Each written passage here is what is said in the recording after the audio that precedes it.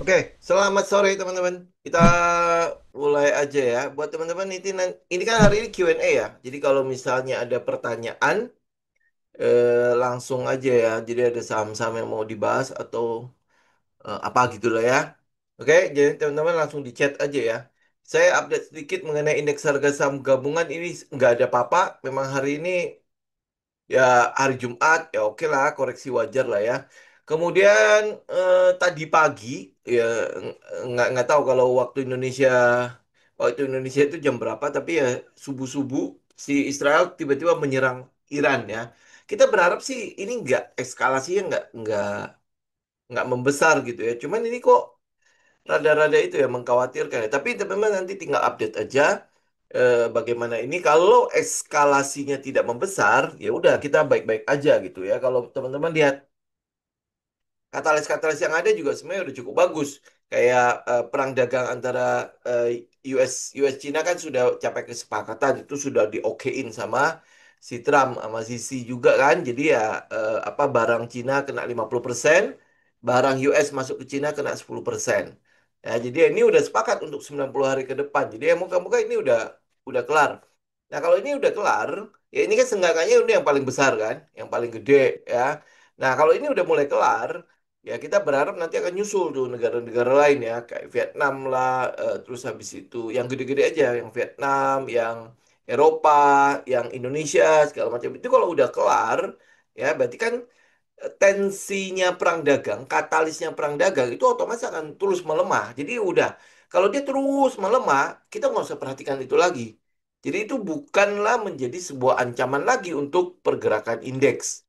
Ya, nanti itu kalau terus melemah ya, jadi kita tinggal update itu aja. Nah, kemudian habis itu yang kita mau lihat gongnya, gong untuk pergerakan rally-nya indeks seluruh dunia lah, indeks global, itu adalah penurunan suku bunga The Fed. Ya kalau teman-teman lihat di pasar taruhan, poli poli poli market itu taruhan untuk 2 kali pemotongan suku bunga itu udah mulai naik. Ya jadi ada potensi penurunan suku bunga 2 kali di tahun 2026. Jadi ya kita tunggu aja ya bagaimana em, Paul ini. Ya Paul ini berita terakhir adalah Paul ini tidak akan dipecat oleh si Trump. Ini makanya ini orang ini memang agak-agak ini ya lah suka membuat volatility market itu apa gonjang-ganjing ya sebentar ngomong ganti ya kemudian habis itu tidak ganti lagi ya. Kenapa? Karena mungkin karena kita lihat inflasinya terkendali. Ya, ini udah berapa bulan sejak penerapan perang dagang ya kan. Nah, kita berharap juga bulan depan kalau seandainya itu tetap terkendali, ya artinya ya udah, dia hampir boleh bilang tidak ada alasan lagi buat The Fed untuk tidak menurunkan suku bunga. Ya, apalagi Bank Indonesia sudah dengan beraninya menurunkan duluan kan. Jadi ancang-ancang market itu juga udah kelihatan. Kayak misalnya kenapa indeks kita apa indeks dolar itu melemah hari ini. Ya mungkin ya salah satunya adalah karena perang, karena serangan Israel ke Iran. Ya, tetapi di satu sisi memang market itu udah mulai mencoba untuk pricing in penurunan suku bunga dalam waktu dekat ini. Jadi kalau penurunan suku bunga sebentar lagi kapan ya? Kita lihat sebentar ya. Kalau nggak salah Juni apa Juli gitu ya jadwalnya dia ya. Coba sebentar kita lihat. Oke, suku bunga. Nah ini tanggal 19 Juni ya, 19 Juni ini memang sorry. Rata-rata kesepakatan dan perkiraan kira-kira kelihatannya akan tetap ya. Tetapi ini bisa jadi ada sebuah kejutan di situ ya. Kita mau lihat lah nanti ya di mana sebentar ini minggu ini bulan ini. Nah, di mana kan kalau kita lihat ya inflasi, tingkat inflasi semua terkendali kan mana ya tingkat inflasi. Nah, ini ya tingkat inflasinya cukup terkendali. Teman-teman bisa lihat ya realisasi kan 0,1. Sedangkan perkiraan dan kesepakatan itu 0,3 artinya lebih di bawahnya. Kemudian lihat ya, tingkat inflasi year on year juga sama 2,8 itu lebih baik dibandingkan dengan kesepakatan dan perkiraan. Sama ya, tingkat inflasi bulanan dan tahunannya juga turun. Jadi kalau lihat data ini, ya kelihatannya memang kenapa market itu agak agak optimis kalau penurunan suku bunga mungkin akan terjadi di Juni. Kalau enggak di Juni ya meeting selanjutnya kalau nggak salah di bulan apa lagi ya? Nanti kita cek ya. Berarti selanjutnya kemungkinan besar akan ada penurunan. Karena ini udah mendekati banget kan. Sekarang nanti udah 2,4. Sedangkan The Fed itu maunya 2% kan. Ini udah sangat dekat sekali dengan apa yang The Fed mau. Ya, nah apalagi nanti kalau misalnya bulan depan itu ternyata inflasi lebih terkendali lagi, walaupun ada perang dagang, ya berarti ya ini harusnya udah tidak ada alasan. Jadi market itu udah mulai menuju ke sana dengan pelemahan pada mana indeks dolar ini. Ya nih, teman-teman bisa lihat ya. Ini indeks dolar kan dia turun nih. Ya kemarin kan ini sampai gap down kan. Nah, jadi kalau dia naik untuk nutupin gap, oke lah. Tetapi secara secara trend ini jelas turun terus. Nih, ya ini trennya ya. Ini saya pakai ini aja lebih cepat. Nih, teman-teman bisa lihat ini kan high-nya, kemudian habis itu dia turun, nah, kemudian dia breakdown kan. Nah, ini saya gambar aja begini ya biar cepet ya. Nah ini artinya dia udah breakdown, berarti ini udah confirm high-nya. Jadi kalau lihat dari ini, strukturnya kan berarti udah terus turun kan, termasuk dia udah break lagi ke bawahnya. Jadi artinya ini indeks dolarnya itu terus turun. Indeks dolar terus turun, jadi ada peluang indeks rupiah juga akan naik kan. Ya, nah kalau lihat dari emas, komoditas-komoditas yang lain juga semua memang pada naik di emas juga nih hari ini ya. Tuh, lihat ya, ini emas. Ya, emas buang dulu ini. Nah, teman-teman lihat ya emas ya. Ini emas kan hari ini, bukan hari ini doang sih, udah berapa hari itu naik. Ya, udah beberapa hari naik. Nah, jadi kalau udah kenaikan 3 hari, ngambil likuiditas, dia turun dikit, boleh nggak? Ya, dia mungkin akan cari swing low dulu. Habis itu mungkin ada potensi untuk kenaikan pada harganya. Kenapa dia naik? Karena indeks dolarnya melemah. Ya, itu salah satu faktornya. Indeks dolarnya melemah. Jadi ada potensi penurunan, kemudian di-trigger oleh sentimen dari Israel. Nah, ini kurang lebih emas. Apakah dia akan terus naik terus? Ya, tinggal teman-teman pantau aja. Ya, kalau tensi di Timur Tengah terus naik, berarti kan ada potensi kemana-mana tuh. Apalagi yang diserang oleh Israel itu adalah em, apa itu nuklir. Ya, jadi benar-benar adalah daerah-daerah di mana mereka mengayah nuklir untuk bikin bom kan. Ya, itu butuh teman-teman perhatikan. Ya, butuh teman-teman perhatikan karena yang diserang ini em, bukan apa, bukan Yaman, bukan Palestina, ya. Ini negara gede yang punya nuklir. Nah, kalau dia sampai benar-benar membalas, ya, yang dibalas mungkin bukan kayak roket yang dulu lagi ya. Kalau sampai roket diisi saja apa tuh nuklir, nah itu yang dikhawatirkan banyak orang ya. Apakah dia akan sampai ke sana apa enggak? Kalau iya sampai ya, lu teman-teman pasti akan lihat emas itu pasti akan melonjak kemana-mana lah, gitu. Oke? Ya ini saya cuma mengupdate itu aja. Kalau teman-teman ada pertanyaan, silakan cepetan. Ya kalau nggak ada, ya memang harusnya sih memang tidak ada yang banyak kita update juga ya. Apa saham-saham yang kita punya juga masih cukup fine, cukup baik-baik saja. Teman-teman mau lihat saham apa? Oh, ada yang nanya soal itu ya. Elsa, apa sih yang mau dilihat dari Elsa? Oh, karena kenaikan harga minyak karena ada perang ini ya. Nih, ini Elsa, ini sebenarnya udah ini ya cerita lama ya. Oke, saya buang dulu ini. Nah, teman-teman lihat ya. Ini kan adalah daerah di mana kita mau perhatikan kan. Kenapa kamu memperhatikan daerah itu? Kenapa memperhatikan daerah ini? Ini kan waktu itu saya sempat cari harga diskon. Ya kan kalau dia udah naik kan kita nggak mungkin kejar kan. Kemudian kita cari harga diskon. Nah pada saat di harga diskon kita ketemu tuh ada daerah di mana kita perlu memperhatikan daerahnya. Nah daerah ini kan 430 sampai 444. Ya saya nggak ikut ini. Saya nggak ikut. Tapi kalau teman-teman lihat setelah Kupdet, ya dia turunnya sampai ke situ kan. Ya, ini 50%, ini 61,8. Jadi kalau kemudian habis itu dia mantul. Nah, jadi ya area itu cukup penting kan jadinya kan buat market kan. Jadi kalau dia mantul ke situ udah. Ini udah pernah kita bahas sebelumnya. Jadi kalau lu udah ambil ya sudah. Ya kalau lu belum ambil, ya tunggu dia break atau tunggu dia nge-swing lagi. Yang satu lagi adalah Akra. Ini pasti ada hubungannya sama minyak lah ya mereka ya. Hmm. Ya, nah kalau Akra, nih teman-teman lihat ya. Kalau lihat dari pergerakannya, ya cenderung pasti kita akan cari harga diskon kan. Tapi ini kan belum belum belum ada di area diskonnya, dia udah mantul. Nah kalau udah kayak gini, balik lagi. Kalau lu udah punya trading system seperti ini, misalnya gua harus cari harga diskon gitu ya. Nah, kalau gua taunya adalah begitu dia mau swing low, ya, dia setelah dia bentuk high, kemudian dia mau swing low, maka itu akan area di bawah 50% untuk Fibo itu akan menjadi sebuah area yang cukup apa namanya, eh, cukup penting untuk kita perhatikan gitu kan. Nah, jadi kalau dia nggak sampai ke situ bagaimana? Ya sudah, gua nggak akan bereaksi. Kayak Elsa kan dia sampai ke situ. Ya kalau gua ikut ya, gua akan ikut di situ.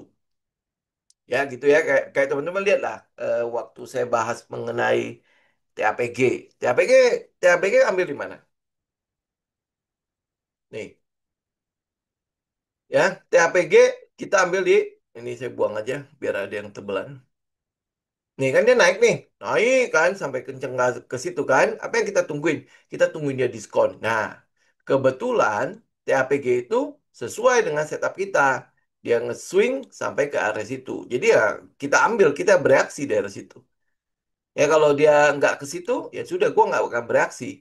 Ini sama halnya dengan teman-teman kalau lihat BPKP. Ini salah satu ini ya, salah satu tempat kalau misalnya ini kan udah naik tinggi ya, gue kan nggak akan ikut kan, ya kan pasti akan bertanya kan. Jadi gue ikut di mana dong? Ya tunggu dia pullback. Nah pullback itu kan dulu saya nggak punya ukurannya. Ya, dulu saya nggak punya ukurannya. Tapi kalau teman-teman lihat sekarang, kita kan punya Vibo.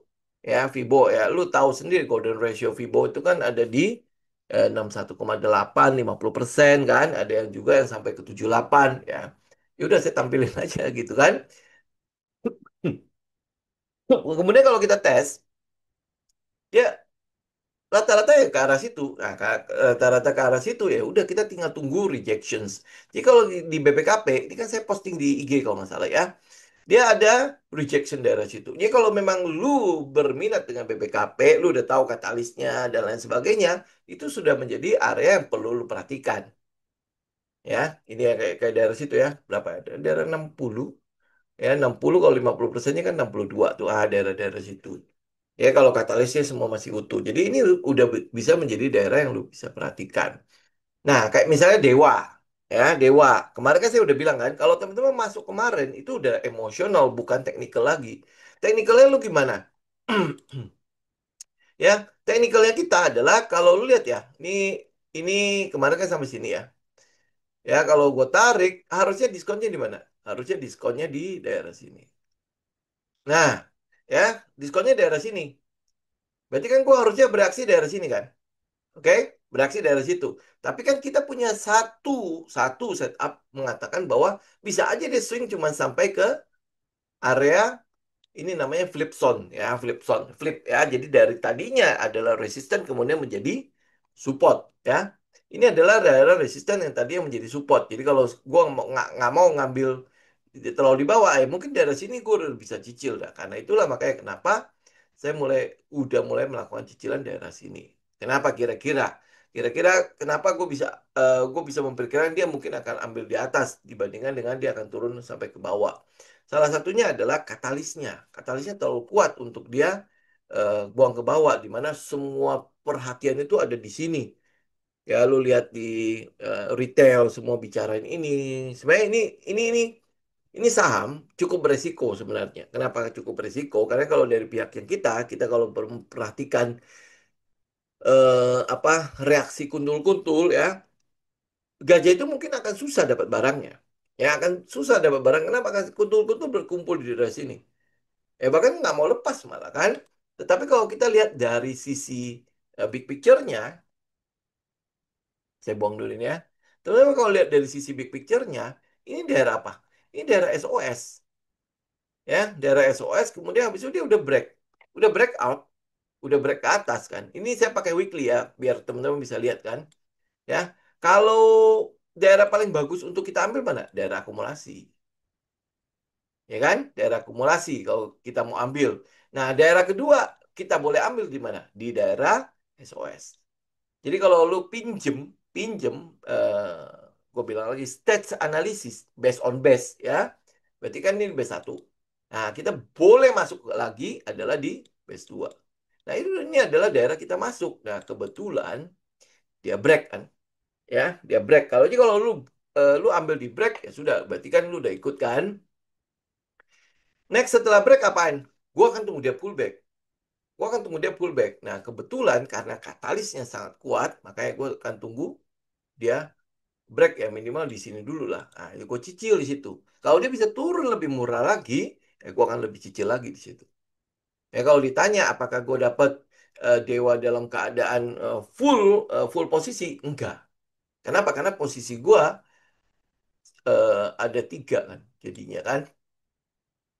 Salah satunya adalah di daerah situ, daerah bawah situ, daerah bawah ini. Ya, jadi kalau dia bisa turun sampai ke daerah bawah itu, saya akan jauh lebih senang dibandingkan dengan ngambil di atas. Jadi kawan itu tinggal cicil satu, cicil dua, cicil tiga. Gitu ya, kebetulan dapat di situ ya sudah. Berarti dapat sepertiga. Ya, tidak maksimal ya. Lu mau gimana lagi? Memang dikasihnya cuma segitu ya sudah, segitu. Ya, oke, oke. Aku mulai jawab nih. Ini kok kayak ngeborong banget sih ya. Oke, Goto kayaknya udah pernah saya bahas, Pak. Jadi kita nggak bahas lagi. Kita lihat bumi ya. Bumi ada apa?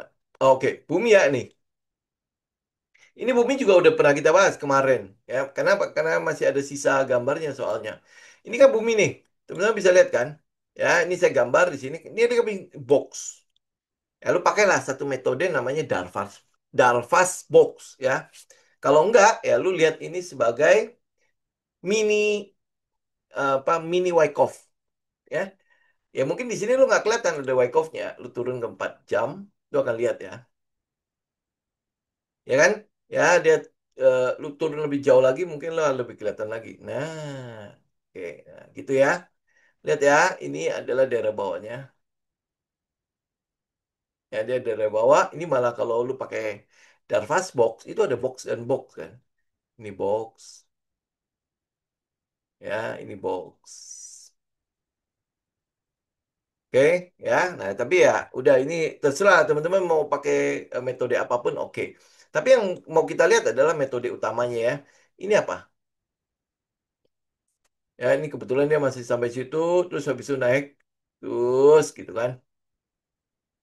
Yang daerah sini adalah, ini LPS-nya kan, minor uptrend-nya. Kebetulan dia masih sempat ngebest tuh daerah situ, terus habis itu break, kemudian habis itu ini adalah daerah SOS-nya. Nah, udah. Maka kita tahu bahwa ini udah mulai masuk ke fase selanjutnya kan. Oke? Nah, lu kalau mau masuk, ya lu tunggu dia pullback. Bener gak? Volumenya, ya betul ya. Nah, ini volumenya kan pasti nanti akan mengecil nih. Pullbacknya sampai kemana nggak tahu. Ya, tapi minimal ya lu udah tahu lah lu akan tunggu dia swing low. Ya, begitu dia swing low, lu merasa udah cukup nih misalnya dia ambil di daerah ini yang kita sebut sebagai saya pakai bahasa-bahasa keren eh, nggak enak banget kan ya. Saya sendiri merasa nggak enak. Ini adalah flip zone ya, di mana resisten menjadi support. Ya, tapi ya katanya harus dibiasain biar profesional katanya. Ya, ini adalah tadinya resisten menjadi support. Nah, itu bisa menjadi satu daerah di mana lu perhatikan untuk si bumi. Tapi ingat ya, karena kita nggak based on technical 100%, lu mesti tahu dulu kira-kira market, kira-kira si gajah itu sedang mempricein apa di bumi. Itu sehingga ya lu bisa menghargai dia lebih tinggi lagi, jauh memegang si bumi itu jauh lebih tenang. Ya, kira-kira apa? Apakah karena Salim ya dan sebagainya apakah karena itu atau memang dia punya perubahan pada fundamentalnya terutama ya titik berat kita di mana di ekspansi kan ada nggak dia kalau dewa kan kita udah clear dong ya ekspansinya udah kelihatan dong dari tadinya dia sistemnya adalah apa itu lempar ya sekarang jadi in-house ya in-house itu ada dia kerjaan sendiri tadinya dia itu lawannya in-house apa ya outsource ya outsource sekarang jadi in-house Ya, jadi in-house. Jadi artinya semua proyek-proyek yang dia terima itu akan dia kerjain sendiri. Itu kan ekspansi kan. Itu yang mau kita cari ya. Benar kan? Kalau dari katalis itu adalah hal utama yang mau kita cari. Ekspansi pada perusahaannya sehingga bisa mendatangkan pendapatan. At the end, pendapatan bertambah, kita mau lihat labanya juga bertambah. Begitu labanya bertambah, kita harapin apa? Perusahaannya akan membesar gitu loh. Ya, membesar, either itu nambah aset, nambah mungkin alat kerja, nambah pabrik ya, nambah nambah tingkat produksi ya. Nah, at the end ya dia akan terus menggendut, menggendut, menggendut gitu. Ya, karena katalis kan buat kita adalah makanan kan. Ya, kalau lu tahu identifikasi kita katalis itu adalah makanan, nah apa gunanya makanan buat kita? Ya, salah satunya pas kita mau ada gizinya kan, lu kalau ada gizi berarti lu bisa bertumbuh. Ya, tinggal bertumbuh lu ke atas apa ke samping kan. Ya, buat orang yang suka makan ya mungkin akan ke samping kan. Tapi ya karena lu eh, makannya bergizi, ya mungkin dia akan tumbuh ke atas, seenggaknya otot semua terbentuk. Kita maunya kayak gitu. Ya, bukan tumbuh ke samping tapi akhirnya penyakitan. Oke? Ya, ngerti ya, ngerti ya. Kalau lu ambil lu melihat topik tentang katalis pasti teman-teman tahu lah soal makanan itu. Oke?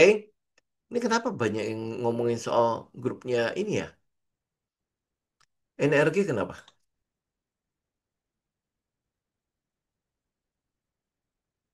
Oke. Nah, gini, kalau NRG udah kita lihat ini dulu ya. Sekarang pertanyaan saya. Kita ikut nggak? Volumenya mana? Kok volume ikut yang hilang? Nah, kita ikut nggak ini? Ya, gambarnya dulu. Oke, ini sekalian ya. Kita pakai metode yang sangat-sangat simple untuk menerangkan cat ini. Oke, gimana simpelnya? Kita lihat sekarang.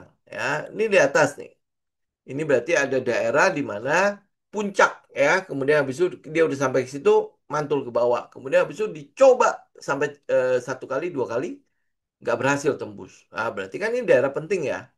Ini daerah penting kan? Ya, ini kelihatan nggak? Saya tebelin aja ya.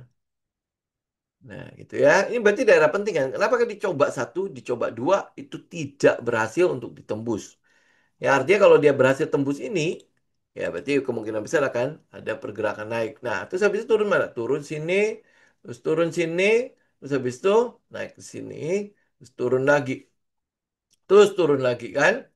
Jadi yang mau kita lihat itu apa? Ini saya gambarin ya.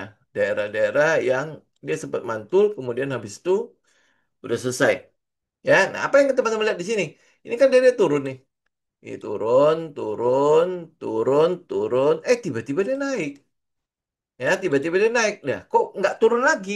Tetapi malah tembusin high yang sebelumnya. Berarti kan ini kita namakan dia berubah trend. Ya, change of character. Jadi karakter yang tadinya terus turun, merosot, merosot, merosot, kemudian dia naik. Berarti kan dia udah mulai berubah nih. Kita nggak bisa bilang dia downtrend lagi. Jadi kalau dia tidak atau bukan downtrend, maka itu akan menjadi trend selanjutnya. Kita nggak tahu dia akan jadi trend apa.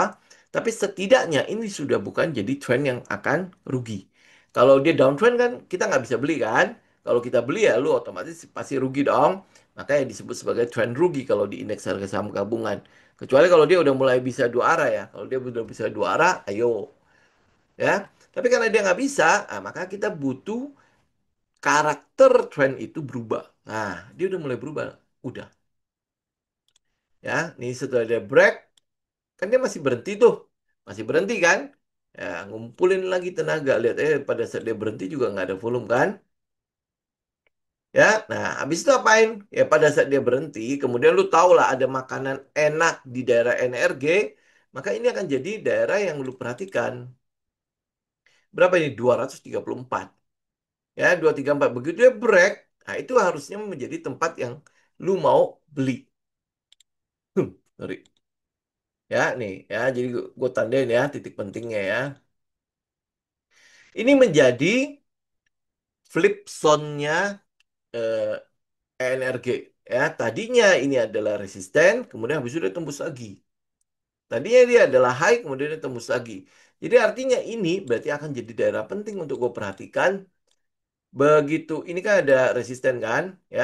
Ada potensi dia kena comeback ke sini, kemudian mantul balik.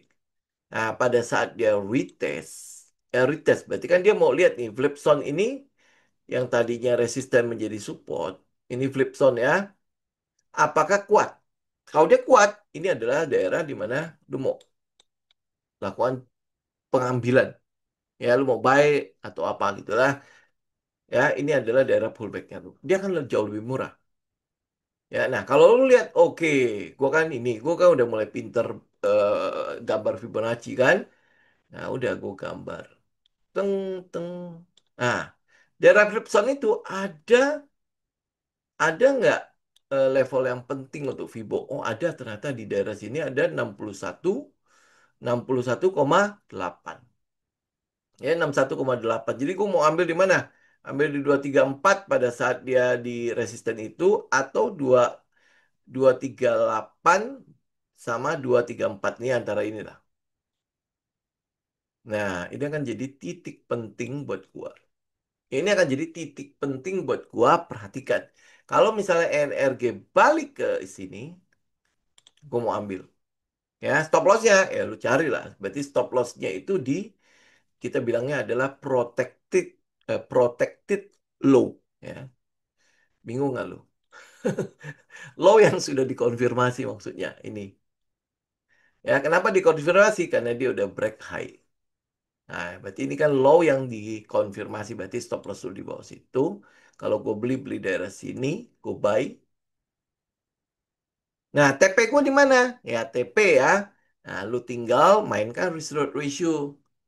Nah, kalau lu nggak punya itulah, nggak punya katalis, gue nggak bisa ngeliat dia sampai kemana. Ya sudah, lu mainkan risk reward ratio-nya. Contoh misalnya, gue ambil sini nih. Ya, SL gue kan di sini. Nah, kalau gue pakai 1:2, 1:2. Teng, teng, teng, teng, teng, teng, teng. Eh, sini nih. Nah, ini adalah resisten sebelumnya. Hah? Masih di bawah, berarti ada potensi.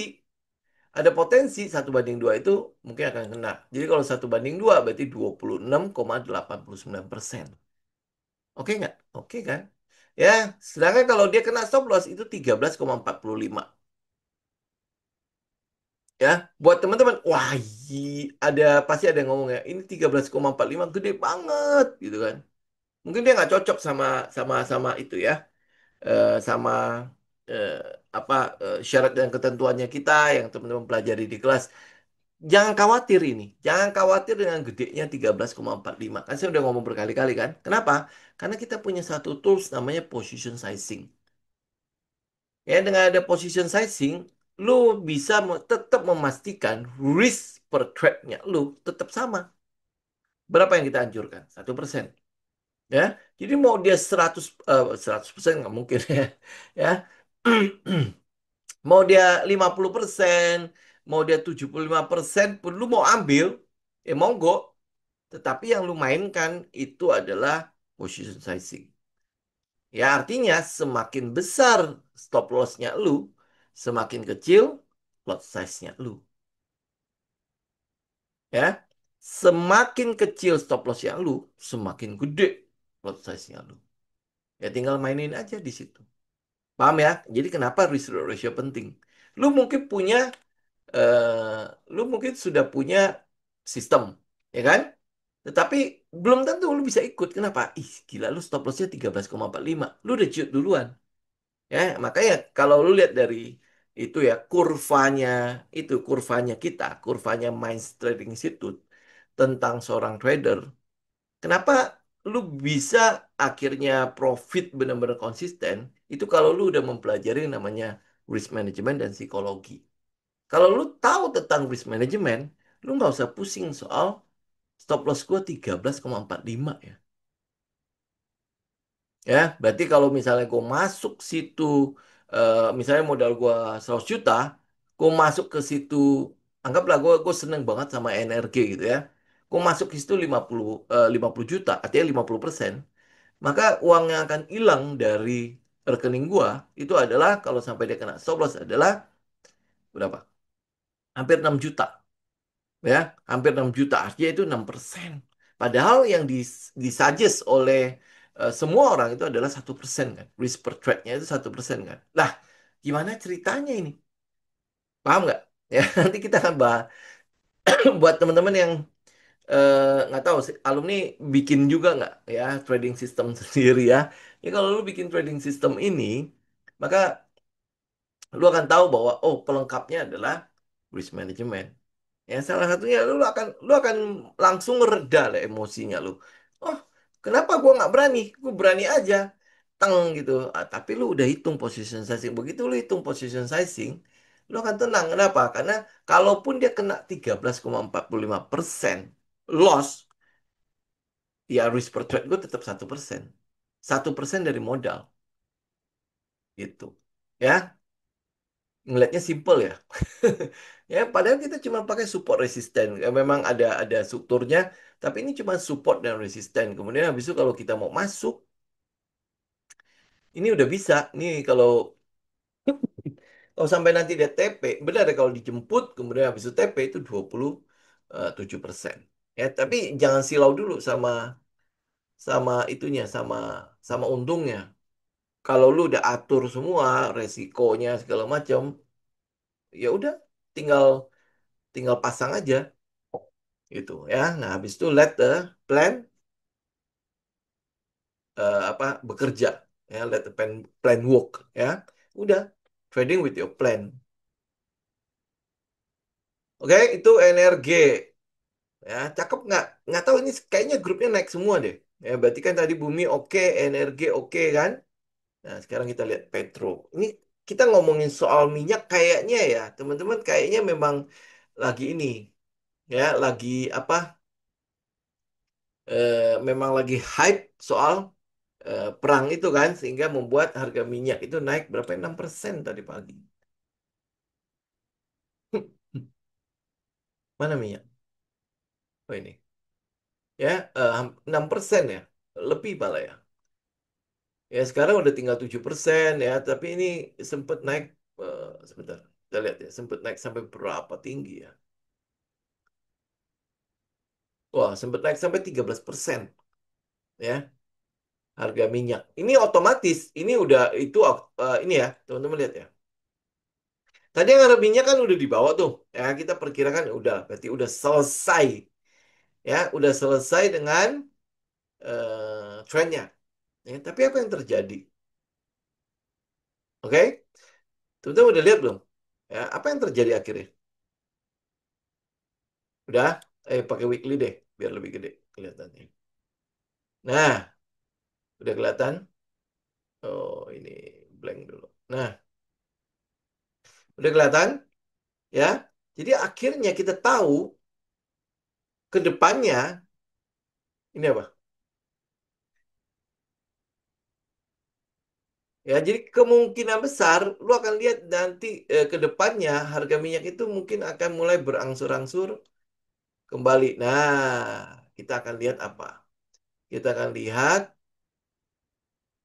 ada potensi LPS dari sini. Jadi kita akan tunggu di sini akan ada minor uptrend. Ini weekly ya, sorry. Nah, ya kita akan ada minor uptrend dari situ. Kita tunggu dulu ya. Begitu dia minor uptrend, ya swing high, swing low, swing high, swing low, bang.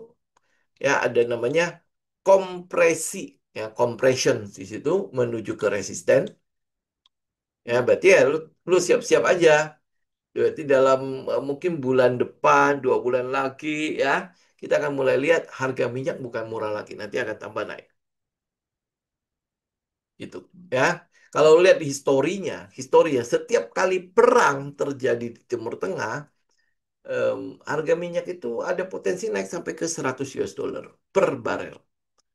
Ya, jadi ya siap-siap aja.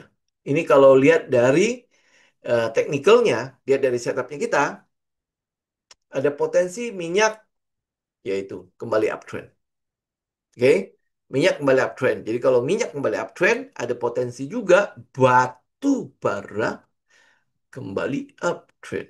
Ya karena minyak sama batu bara kan substitusi kan.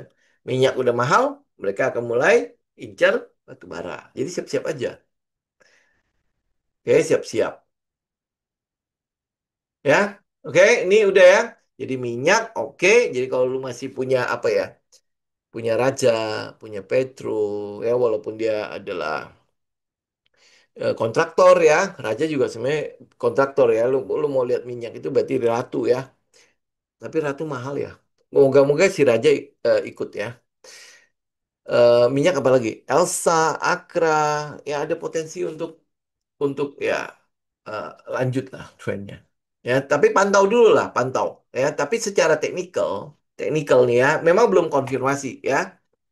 Kita cuma buat menunggu adanya swing high swing low daerah sini nih. Antara berapa nih?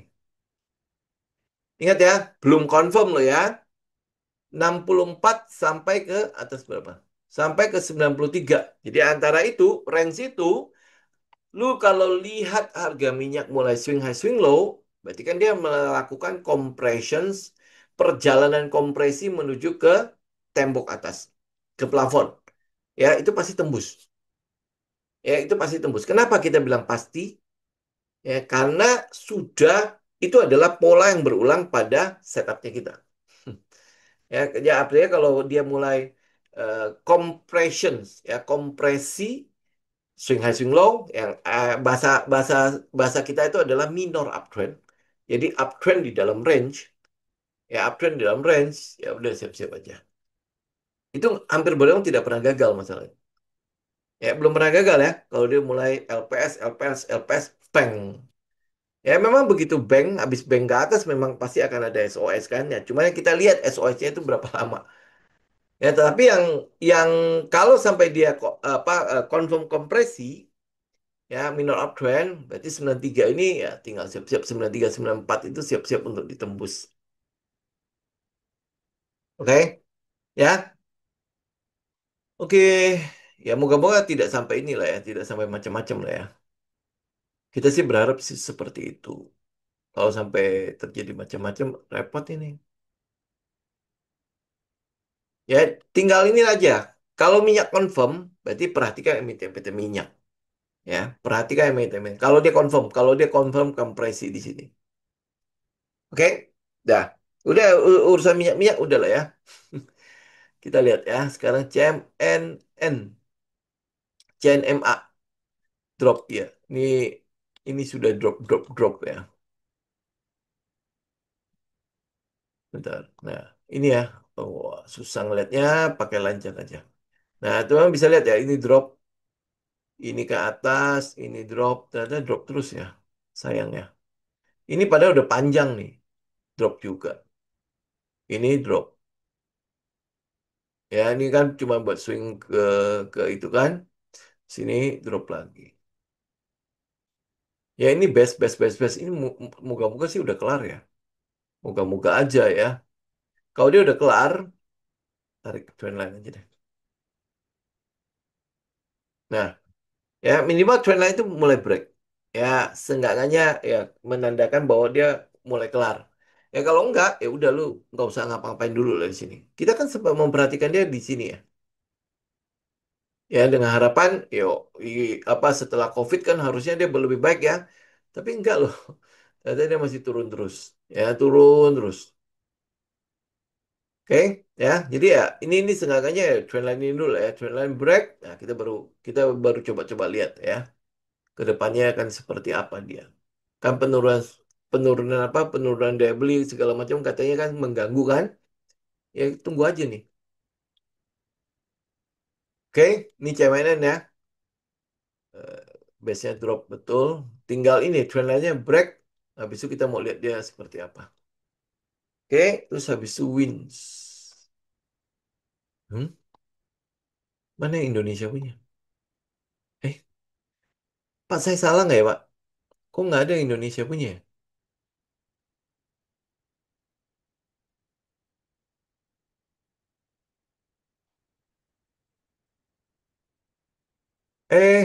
Sorry. Kok nggak ada ya?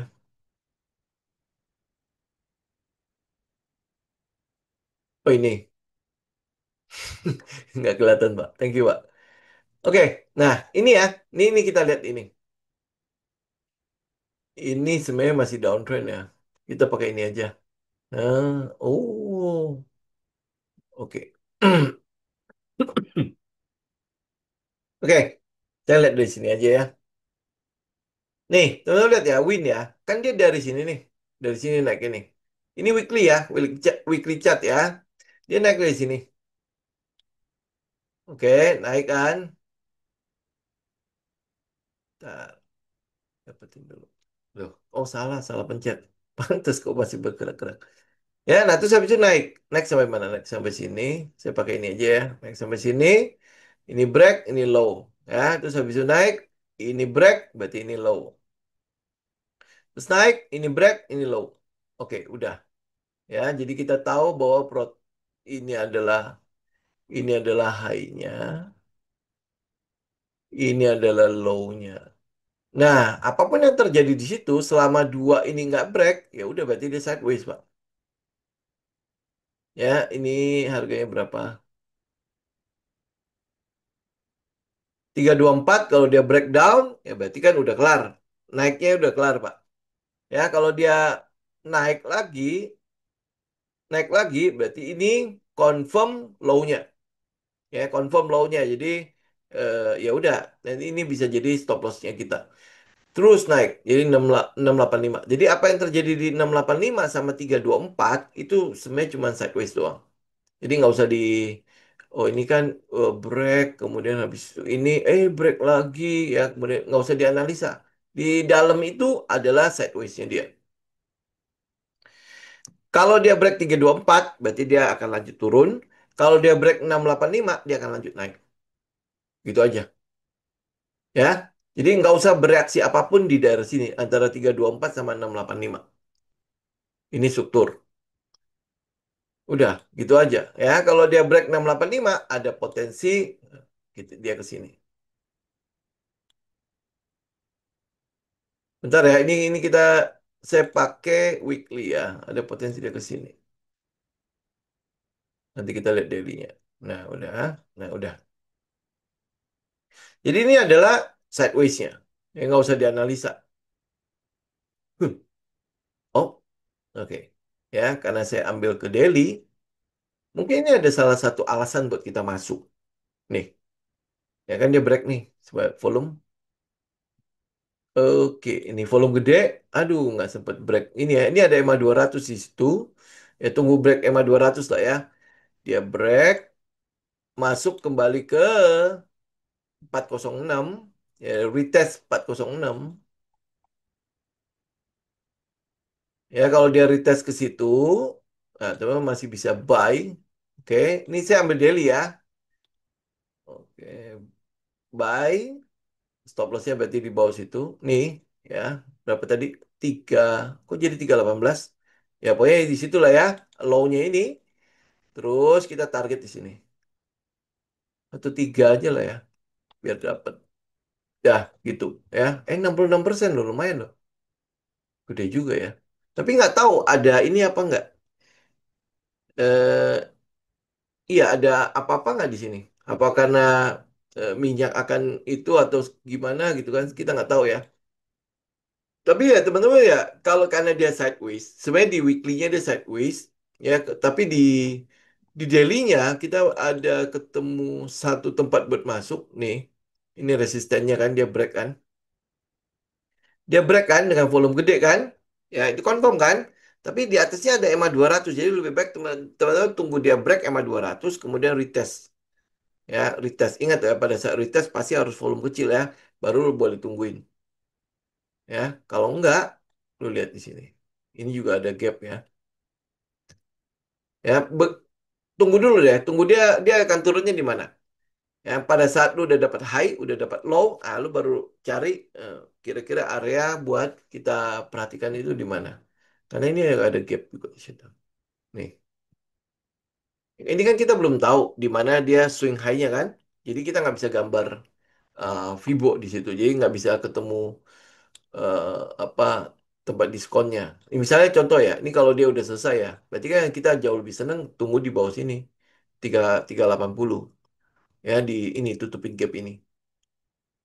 Kalau ini swing high ya, tapi kalau ini belum ya nggak bisa lu pakai ini. Ya, jadi ini bisa jadi satu titik penting. Ini berapa harganya? 4, 400 400 itu bisa jadi satu titik penting. Jadi dia naik dulu, biarkan dia naik tembus EMA 200 terus dia pullback. Ya, nah kalau lu dapat high itu mau tentuin apa area diskonnya, ya lu baru tarik Fibo.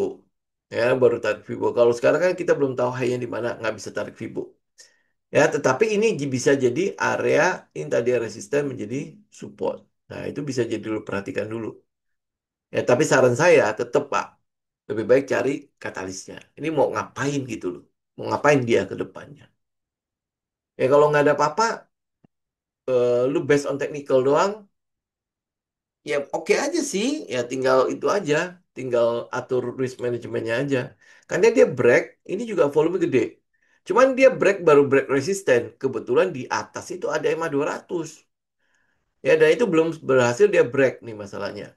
Jadi saran saya lebih baik dia tunggu dia break aja ke atas. Volume tetap gede, break ke atas, nah baru dia pullback. Nah, pullbacknya tungguin aja.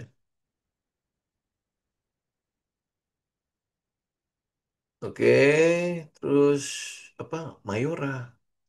Mayora kayaknya saya tidak ada sentimen, tidak ada apa-apa ya. Kenapa mesti diperhatikan dia ya? Oke. Ya, saya mungkin akan bicara dari sisi ini aja ya. Dari sisi teknikal aja ya.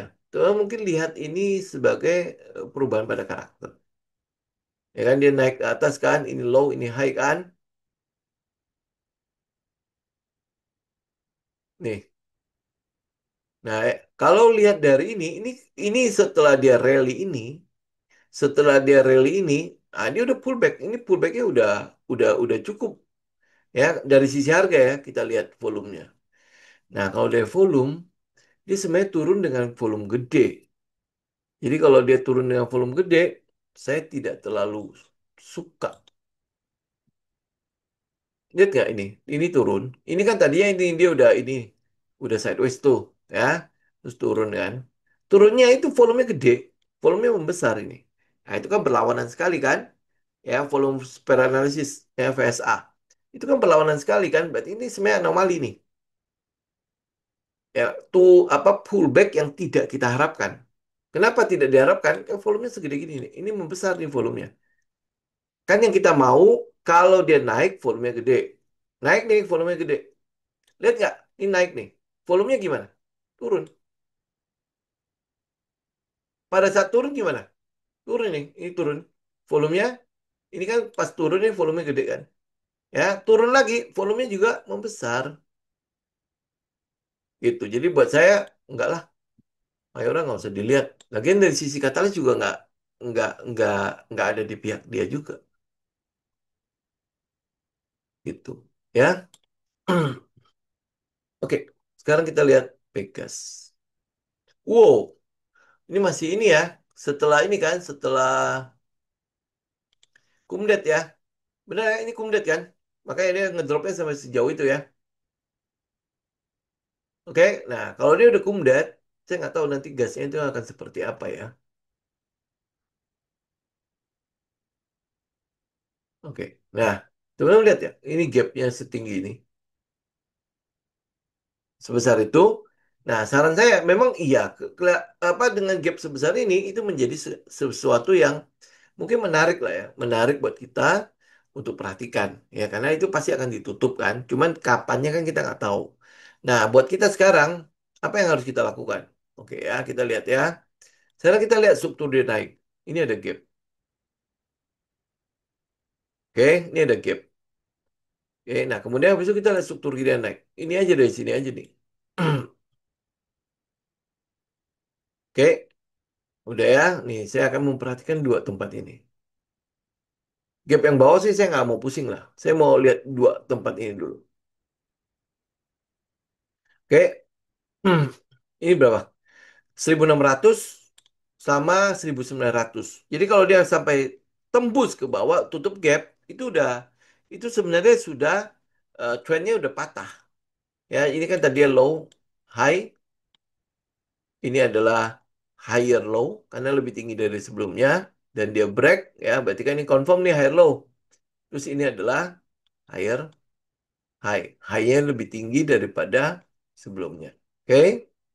Nah, jadi artinya ini confirm nih. Ini confirm low kan? Jadi gue nggak mau sampai dia tembus ke bawah. Jadi ini gap ini kalau sampai dia tutup itu selesai. Trennya itu kometnya itu nggak terbentuk akhirnya. Kometnya itu nggak jadi. Nah kalau kometnya nggak jadi kita nggak bisa masuk daerah sini 1900. Ya kalau kometnya nggak jadi udah kita nggak mau pusing lagi di sini. Ya walaupun nanti dia akan tutup gap gitu ya. Nah kemudian kalau lu lihat mungkin oh bagaimana dengan supply dan demand. Nah ini kan adalah supply-nya. Ini adalah area supply-nya. Tadi 1000 berapa tadi? 1600 ya, 1600 nggak boleh tembus. Nah, kita mau lihat sebelum ke 1600 daerah sini nih. Jangan pakai garis deh, pakai kotak aja. Nah, daerah ini ada pantulan apa enggak? Ini loh. Ya, 1600 sampai 1650. Jadi kalau dia mantul, mungkin itu menjadi sebuah sinyal untuk mungkin akan lanjut. Ya, berarti kan area demand sini masih ada bayarnya. Masih ada bayarnya. Ya, asumsi kita kali kalau dia udah mantul, berarti masih ada bayarnya. Itu. Ya, kalau dia nggak mantul, malah tembus, udah berarti trennya udah selesai. Kometnya nggak jadi. Ya, oke itu Pegas ya. Jadi perhatikan 1600, 1600 jebol, nggak usah ikut. Tapi kalau nggak jebol, berarti kan dia harus mantul di daerah 1600, 1650. Dia harus ada pantulan di situ. Nah, bagaimana kalau misalnya gue spekulasi? Ya udah, kalau memang lu agresif ya lu tungguin aja situ, gitu. Ya, oke. Oh ya, Cleo. Nah, kita update dulu Cleo. Ya, Cleo kan ada saham bonus dan itu sudah selesai ya, saham bonus ya. Dibaginya tanggal berapa ya? Dibaginya tanggal, saya lupa lah tanggal berapa lah ya. Nah, teman-teman lihat gini, kenapa saya bilang jangan masuk dulu dengan saham Cleo? Ya, lihat ya. Ini tanggal 26 ya. Ini adalah tanggal 10 ya. Eh kumdetnya tanggal berapa? Tanggal 5 ya kalau nggak salah. Ah, ini kumdetnya kan. Ini kumdetnya yang tanggal 5 ya. Ya. Kemudian habis itu tanggal 10, tanggal 6, tanggal 10 dia naik kenceng kan. Ini tandanya adalah marketnya itu nggak ada power sama sekali di situ. Artinya bisa jadi saham bonusnya itu sebenarnya tidak terlalu diminati, ya. Saham bonusnya tidak terlalu diminati. Kita lihat dari volume deh. Nih, volumenya itu nggak ada, volumenya nggak nongol. Jadi nanti tanggal 26 potensinya itu adalah koreksi. Ya, potensinya adalah koreksi. Jadi lebih baik lu tunggu dia selesai baginya, sudah sudah dicatat semuanya. Nanti kan likuiditas di order booknya kan naik tuh. Nah, lebih baik kita trading di situ aja. Gitu. Ini untuk Leo ya. Karena yang kita mau itu adalah eh, be- apa pada saat kan udah diumumin nih em, apa 10 banding 1 kan. Ini harusnya ada power di sini. Ada pembelian di situ. Berarti kan market setuju nih, oh, seneng nih dengan sahamnya kan. Karena itulah mereka mereka beli, mereka kumpulin. Tapi yang kita lihat tuh adalah dia tidak ngapa-ngapain. Ya ini adalah daerah wait and see-nya loh. Tidak ngapa-ngapain. Nah begitu dia tidak ngapa-ngapain, volume nggak gede-gede juga, ya berarti kan nggak ada apa-apa di sini. Nah kalau dia nggak ada apa-apa, lebih baik nggak usah juga. Ya kita akan tunggu setelah dia bagi, dia catat, likuiditasnya kan bertambah tuh. Nah kita baru lihat lagi teknikalnya seperti apa. Tunggu dia adjust aja. Ya saya nggak tahu saham bonus nanti di adjust nggak ya harganya. Harusnya di adjust kan ya. Nanti akan jadi berapa gitu harganya. Ya udah lebih baik tunggu dia lewat aja. Gitu. Oke, itu Cleo ya. Hah, sudah di adjust ini. Ini sudah di adjust. Maksudnya udah dicatat semua ya. Oh, ya tapi pembagiannya kan baru tanggal 26 Pak. Adjustmentnya udah ada, tapi pembagian saham bonusnya kan belum ya, ya. Tanggal 26 baru dicatat kan. Emang di portonya udah udah ada muncul jumlah baru atau masih jumlah yang lama? Saya nggak tahu nih kalau saham bonus itu sistemnya langsung, oh belum kan, harus dicatat dulu kan, baru akhirnya kita tambahin kan. Ya udah lebih baik, ya udah berarti bener lah. Lebih baik tunggu dia catat dulu, kemudian habis itu eh, sahamnya udah di kita, baru kita kelar aja. Oh udah ya. Tapi ini kok nggak gap? Oh karena dia udah di adjust ya. Oh tadi 900 lebih ya. Saya lupa lu harganya berapa ya kemarin ya. Oh, oke ya, berarti ini harganya udah di adjust ya. Nah jadi lebih baik tunggu aja setelah catatan, ya setelah dicatat bagaimana reaksi orang yang dapat barangnya. Ya saya cuma takutnya itu adalah apa? Saya cuma takutnya adalah kan dapat barang tuh tiba-tiba gede tuh ya, ada yang dibuang sama mereka. Nah begitu dibuang, ya kan pasti ada penurunan itu. Kita lihat deh nanti volumenya, ya dibuang apa enggak. Jadi kalau dia buang, kita lebih baik ya selama fundamental segala macam oke. Masalah fundamentalnya pun LKQ1 kan belum keluar-keluar juga kan. Ya ini saya juga nggak tahu kenapa LKQ1-nya itu nggak keluar gitu. Gitu. Oh ini ya, ini adjustnya. Oh, oke oke oke. Berarti ini kok kumdet ya. Oh ya tanggal 5 kumdet ya. Kemudian ini XDAT kan, ya XDAT ini berarti sebenarnya tarikannya dia. Jadi sama seperti kalau kita dapat dividen kan, kita dapat dividen langsung dibuang kan. Berarti oh, oke oke oke oke. Berarti ini dibuangnya nih. Ya ini dibuang ya. Oke ya, seenggaknya kita udah mulai belajar lah. Saya belum pernah saya ngambil saham bonus soalnya. Ya, jadi lebih baik tunggu tanggal 26. Kita lihat harganya sehancur apa. Oke, ya ini artinya udah di-adjust lah ya. Cuman saham bonusnya belum di tangan aja kan. Oke, ya ini udah ya, Cleo begitu ya. Kita tunggu sampai dia catat, baru kita pertimbangkan nanti teknikalnya seperti apa. Oh sudah keluar, bagus ya? Hah? Malah gua nggak lihat ya. Jelek jangan-jangan ya. Bentar, Clio.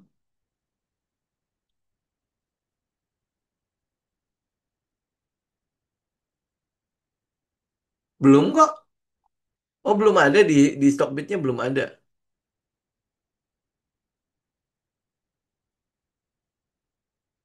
Iya belum ada. Berarti belum ada. Profitnya.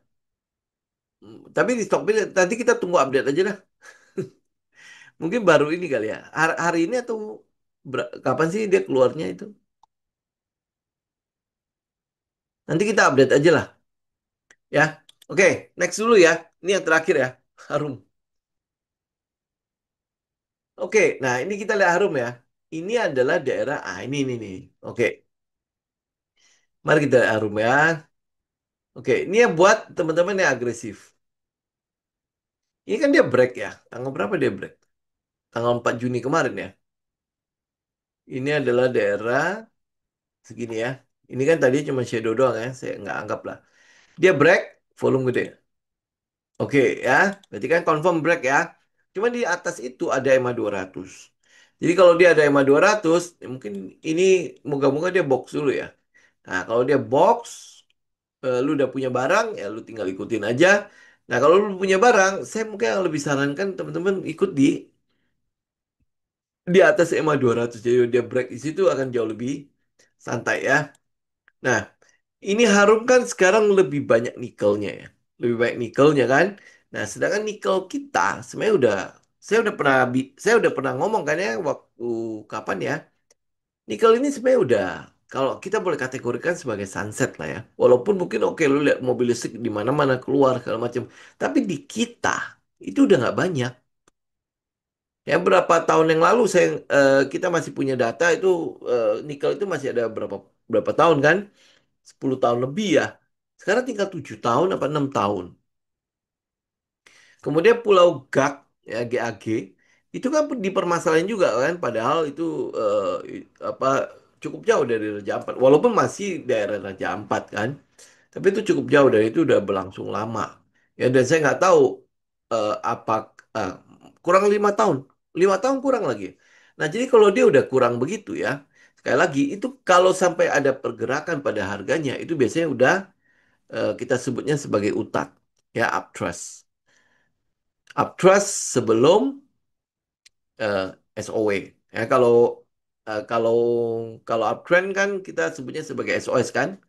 Kalau downtrend kita sebutnya sebagai SOW. Jadi ini ada potensi em, apa gini. Teman-teman ada yang dari Bangka nggak? Ya, saya pernah dengar cerita bagaimana Bangka dulu kan timahnya tuh bude banget, bagus banget kan. Ya kan? Nah, kemudian habis itu mulai menurun, ya, mulai menurun. Terakhir itu yang kasusnya si eh, Muis itu loh, ya tahu ya, yang itu Muis itu. Nah, itu sebenarnya dia ngambil perusahaan yang sebenarnya sudah ditinggalkan. Artinya yang punya yang owner yang lama itu sudah tahu ini udah tinggal sisa-sisa doang. Gitu, dia diambil gitu. Ya, nah hari ini lu kalau ke Bangka itu mungkin kalau nyari timah ya udah tidak sewah dulu gitu. Itu kayak nikel, nikel mungkin akan jadi kayak gitu, gitu ya. Jadi kalau dibilang nanti masih bagus kayak masih kinclong nggak segala macam, ya mungkin masih ada inilah, masih ada kehidupannya.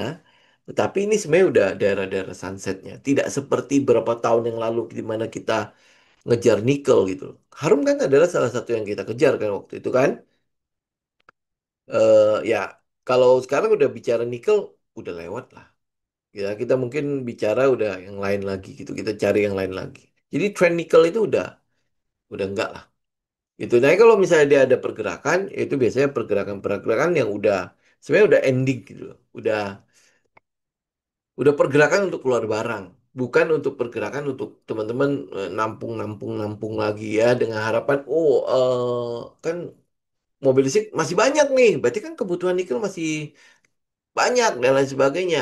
Jangan lihat itu, jangan lihat begitu. Karena ini adalah euforia akhir. Berarti kan nikel itu berarti kalau digambarkan di dalam chartnya kita itu berarti udah di atas kan. Ya udah di atas gitu loh. Nah, kalau dia euforianya apa nanti masih ada yang ngomong soal mobil listrik kan lagi melimpah, berarti nikel lagi dibutuhkan kenceng kenceng banget nih. Dan sebagainya. Enggak, ini udah end-nya ya, sudah di end-nya. Kita udah nggak masuk ke sini lagi. Kita udah coba cari tren yang lain deh. Ya, coba cari tren yang lain udah kayak gitu. Jadi jangan lihat tren nikel lagi. Ya, mungkin itu akan dibantah oleh banyak orang. Silakanlah, terserah lah. Ya, karena kita udah lihat bahwa ini trennya udah melandai, bukan naik lagi. Ya, tetapi apa ya? Pembicaraan di luar kan masih berbicara mengenai mobil listrik kan masih banyak, bla bla bla, segala macam. Iya, mobil listrik itu sudah di atas, sudah daerah atas ini. Bukan daerah bawah lagi. Jadi bukan daerah akumulasi lagi. Ini sudah daerah distribusi. Ya, masih ingat ya psikologi market kan? Jadi psikologi market mengatakan bahwa ya memang lu lihat berita-berita, mobil listrik di mana-mana. Oh, ini berarti kan harusnya nikelnya harusnya akan jauh lebih dibutuhkan dan lain sebagainya. Iya, dia udah di atas. Ya, itu udah di atas. Jadi kita mesti cari yang belum dibicarakan gitu aja. Ya, yang retail itu masih belum belum berkomentar di situ. Ya, kalau retail sudah berkomentar, kayak saya ngomong, nikel mah udah ending lah. Ya udah nanti nanti lu akan lihat deh. Apaan ending? Nah, lu itu sebuah indikator kalau sebenarnya nikel udah kelar, ya. Karena gini, teman-teman lihat deh, institusi kan kita tidak bicara mengenai nikel lagi kan? Ya kita udah nggak ngomongin nikel lagi kan? Kenapa? Kalau sampai dia ngomongin nikel, artinya dia mau buang barang. Kalau sampai dia bilang, oh ini akan bagus ini nikel dan lain sebagainya, dia mau buang barang itu.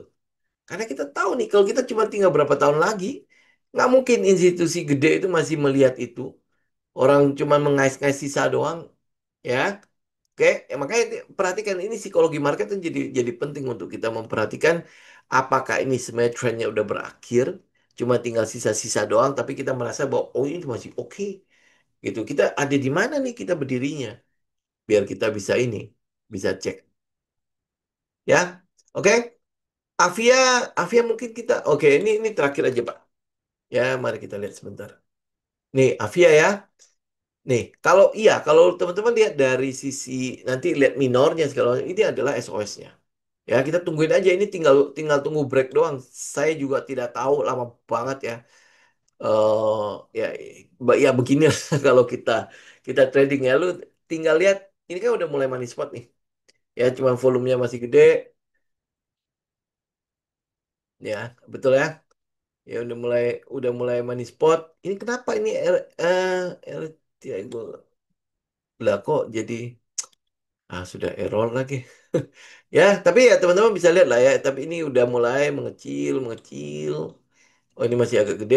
Ya, tinggal tunggu dia kecil-kecilnya ini udah mulai doji-doji nih. Ya, kita berharap nanti udah mulai mendatar lah ya. Volumenya udah mulai habis, dry out ya. Nah, udah tinggal tunggu aja. Dia mau ke bawah atau ke atas. Gitu ya. Tutup Avia. Oke, teman-teman. Ya, saya mungkin cukupkan dulu ya untuk hari ini. Ya, kita akan ketemu nanti di Rabu yang akan datang. Oh ya, nanti eh, nanti saya itu ya. Kita ada kopdar. Kalau teman-teman ada beberapa yang bertanya tuh kopdar kita kapan ya? Nanti bulan Juli tanggal 12. Tanggal 12 nanti bannernya saya akan kasih deh. Ya, saya akan umumin ya. Oke? Ya, oke. Sampai di sini dulu ya teman-teman ya. Kita akan ketemu lagi di minggu depan. Happy weekend semua ya. Salam cuan semua ya. Tuhan memberkati. Saya izin pamit. Thank you.